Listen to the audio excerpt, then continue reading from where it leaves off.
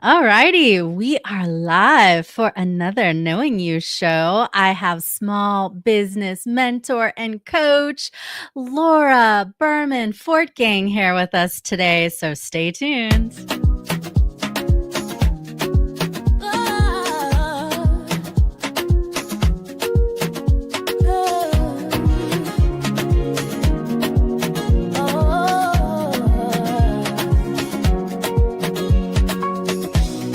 Welcome to the Knowing You show with blind spot healer Tiffany Cardinal, a community for empaths and spiritual seekers to open up to more money, love, health, and joy. Money, love, health, and joy. Money, love, health, and joy. Well, Laura here will open you up to more money, love, health, and joy, you entrepreneurs out there. So, let me tell you a little bit about her. She's an award winning coach known internationally as a pioneer in the personal coaching field. Laura is also a best-selling author, sought-after speaker, TV personality. She's been on Oprah. I mean, who wouldn't want that, right? And several all-national morning shows. She's a corporate spokesperson, interfaith minister, and a performer. I'm curious what kind of performing you do. Her TEDx talk currently boasts over 2 million views, which is awesome. Laura's 5 books are published in 13 languages. She's world on topics such as the power of coaching as a leadership style and career satisfaction. So let's bring Laura to the show. Hey. All right, Laura, what happened in your life and career that said, okay, this is what I'm meant to do. I am meant to work with entrepreneurs and coaches and help them gain clarity and global visibility. Well, this starts with, what kind of performer am I? I was in musical theater in New York City pursuing a Broadway career, and things were going relatively well, but I still was waiting on tables and I didn't love the lifestyle, and I got very depressed because my efforts were not commensurate with the results that I was getting. I didn't have an agent. I wasn't getting the biggest opportunities, and I fell into a deep depression. And on the other side of it, I had an intuitive inkling to call an old mentor of mine that he had a new career and new job opportunity for me. That's a nice. I wish my guidance was always so clear, very clear. So when I finally got the courage to look him up and call him, I was like, look, I'm so disillusioned. I don't know what else to do with my life. And he's like, well, look, I'm a coach. I might be able to help you figure it out. Within 2 years, I realized I wanted to do what he was doing. I was one of the first people in the United States to be trained officially as a coach. I helped start the International Coaching Federation with 16 other people.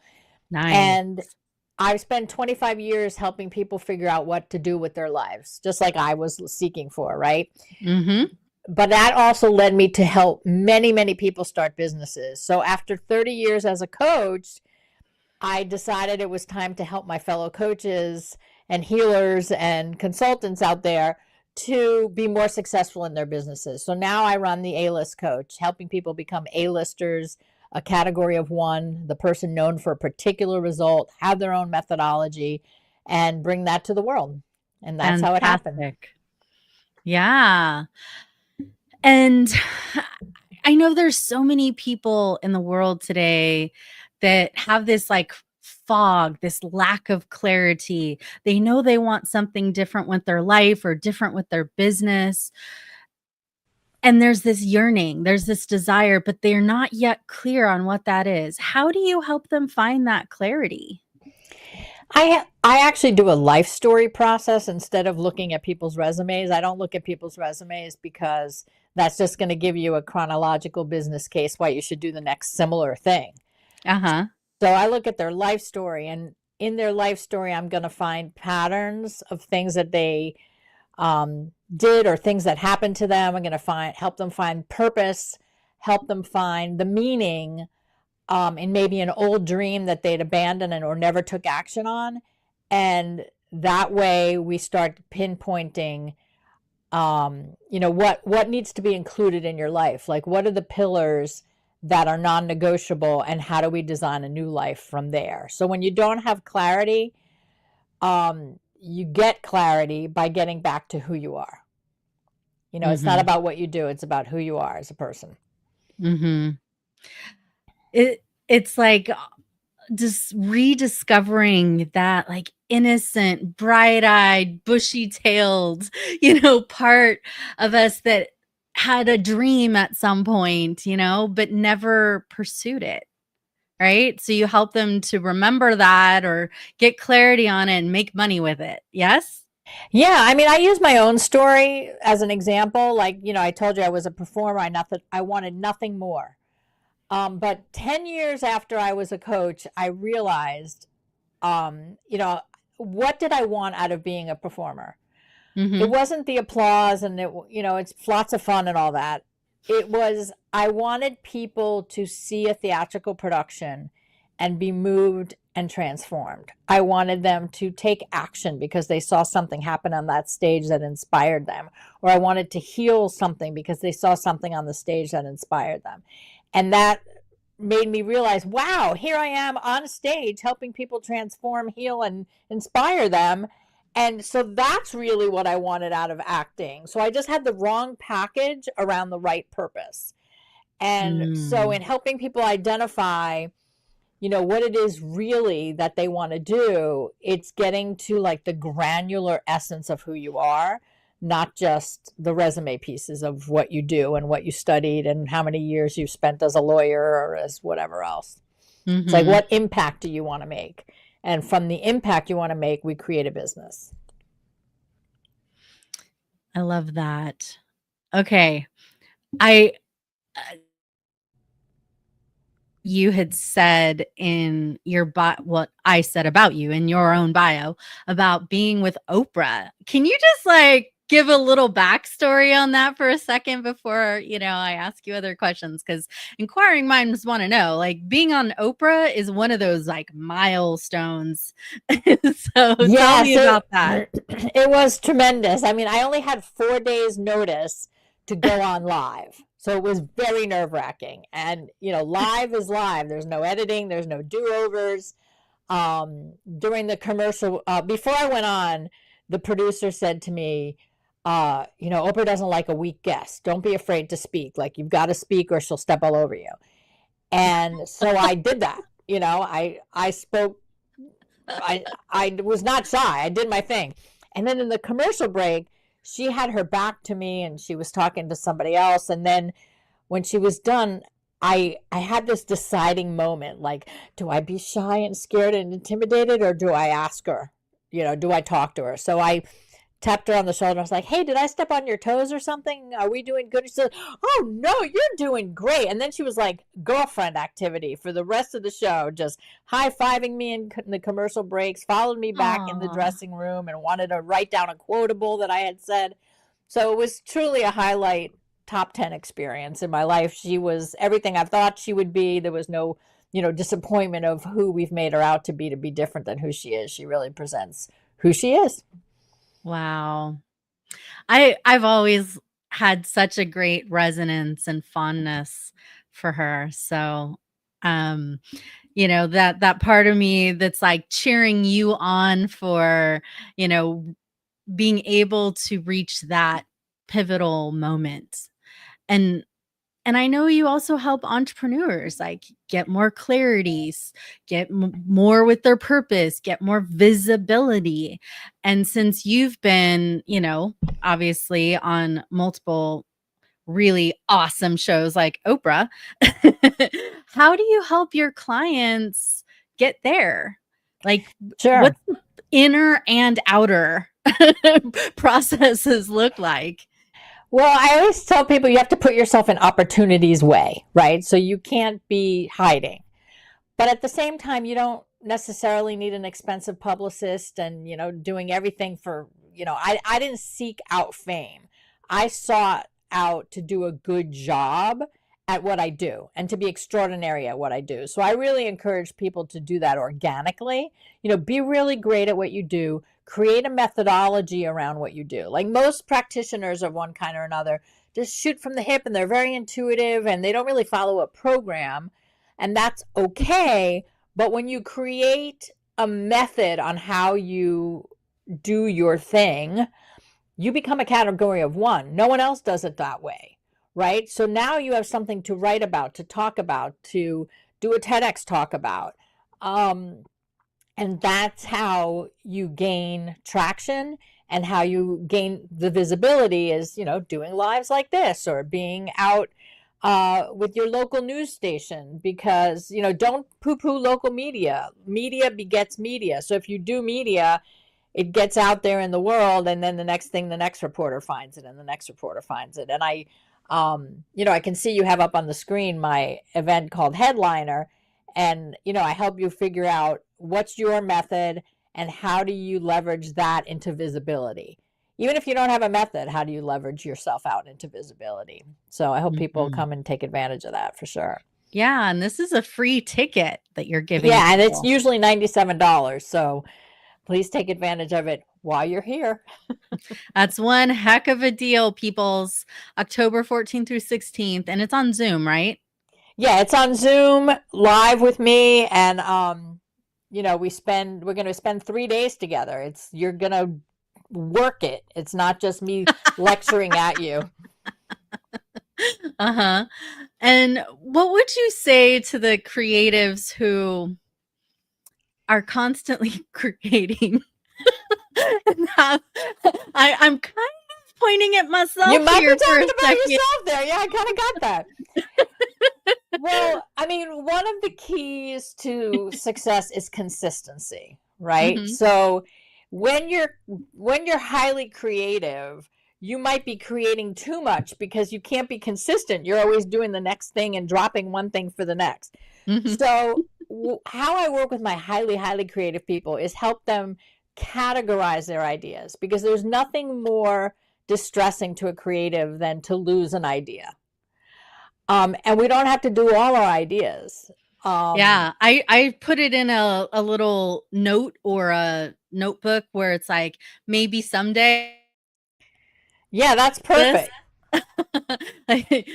I've had ideas that it was 10 years, 12 years too soon. That then when it was time, it was like, the skies parted, the stars aligned, but until that moment, it wasn't ripe. Right. That makes sense. Yeah. Like when I was doing, I got the download maybe even upwards of 12, 15 years before I created a certification program, for my company, and trained coaches and healers with my methods. And I wasn't ready for it. And they weren't ready for it until it was like the moment. But, I didn't waste my energy and bandwidth because I knew it wasn't time yet. But I wanted to capture the essence of it, in that one moment. Yeah. Great.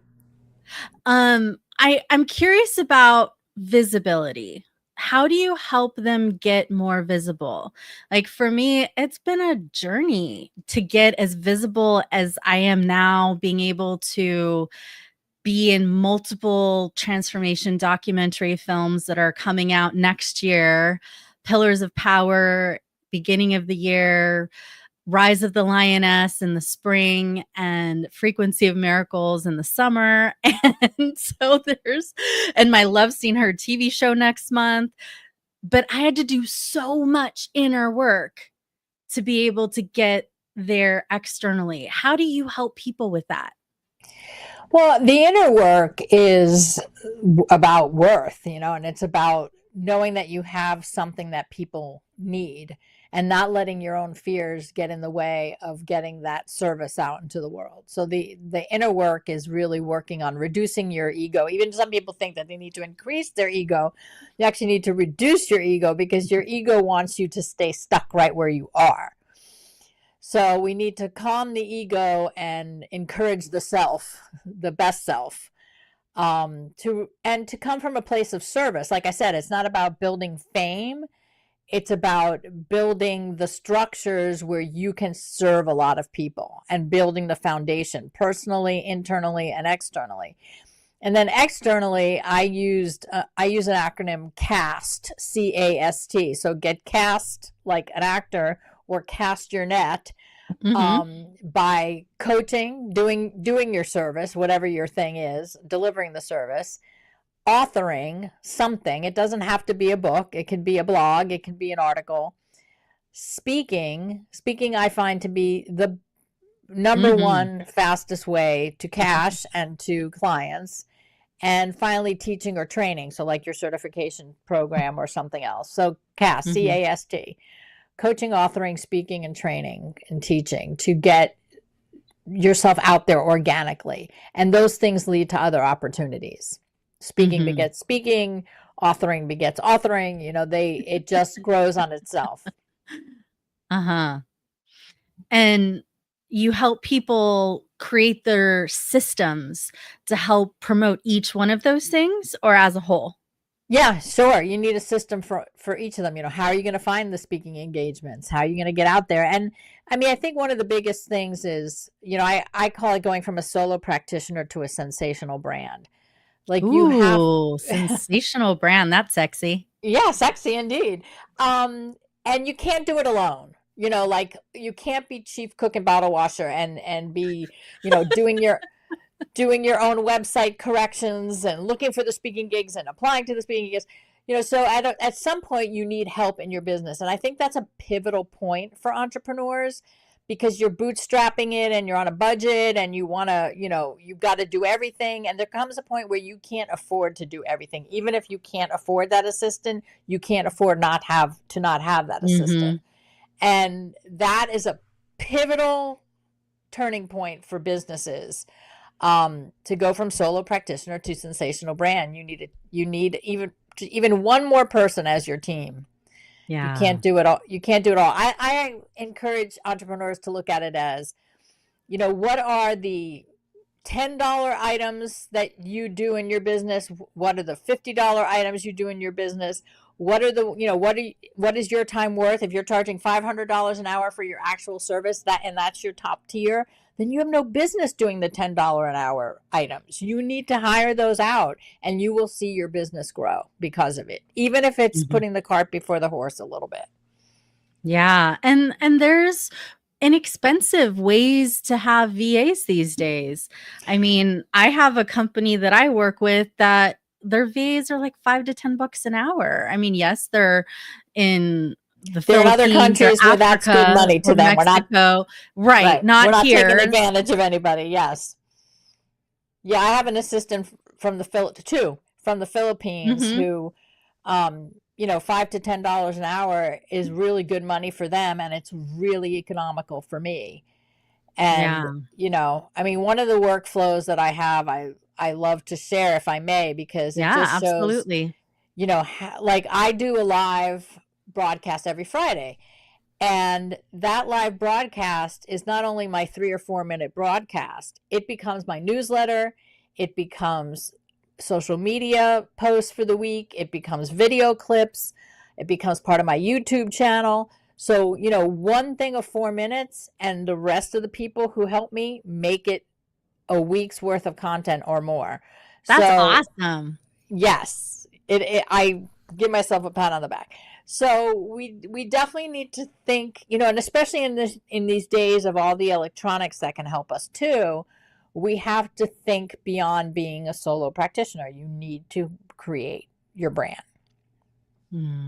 I love it. Love it, love it, love it. And if you are a coach, a healer, an entrepreneur, small business owner that wants to make money, help, serve, love, grow your business with more ease and grace, then you must attend her workshop. Right here in the chat, there's a headliner ticket, a free event, next month, October 14 through 16. So come and play with her. Yeah, and we're going to work on extracting your unique methodology so that you can become a category of one. No one else like you. No matter how much competition you think is out there. Love it. So you will stand out no matter how many people are in your same field. Exactly. So, I spent 20 years with my now what methodology for career clarity. And even though there are other career coaches, they don't have the now what method. Awesome. And that's what I want for your listeners. Yeah. All right. So come play and take advantage of her headliner event. Grab this free ticket and I'll see you there. Thanks again, Laura. Many love and blessings to the audience. Thanks, Tiffany. See you again in the next episode.